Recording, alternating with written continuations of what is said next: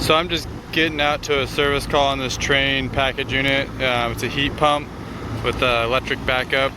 I basically got out here and the call is for no air conditioning.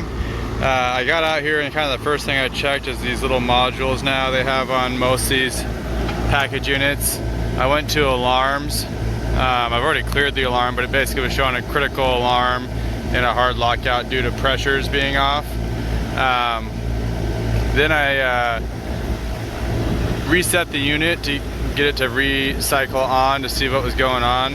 I was looking at my pressures, and my pressures basically just were plummeting down, and it was tripping out on a pressure safety.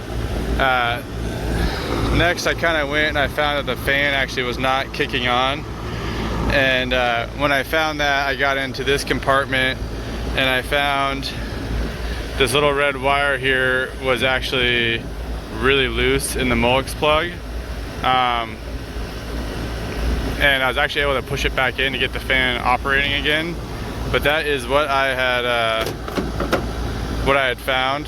And then if you really need to trace out the wiring, obviously you can get to your wiring schematic just to kind of see what wires are going to what. But essentially once I hooked up that wire again, everything kind of took off and started operating correctly.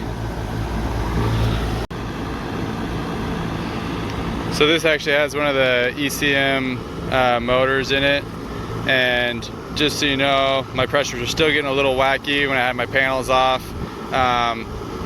And just so everyone's aware, like if you don't have this panel on the blower compartment, it actually won't ramp up to speed like it's supposed to.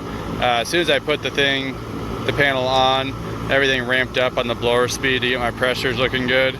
But it definitely looks like that was a loose wire was the main culprit. The blower just wasn't kicking on and the thing was tripping out on pressures.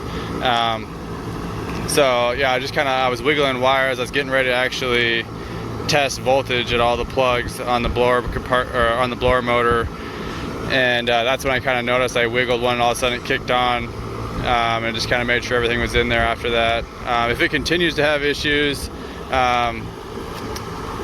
I'm probably not going to come back out and keep messing with this plug. I'll probably just tell them to order a new OEM plug for that blower. It's probably what I'll end up writing up if it continues to act up, just because they're not going to want me to keep coming out here for the same issue and messing with it. So that's what's going on. If you have any questions or comments, leave them down below. If you haven't already, please subscribe, and thank you guys for watching.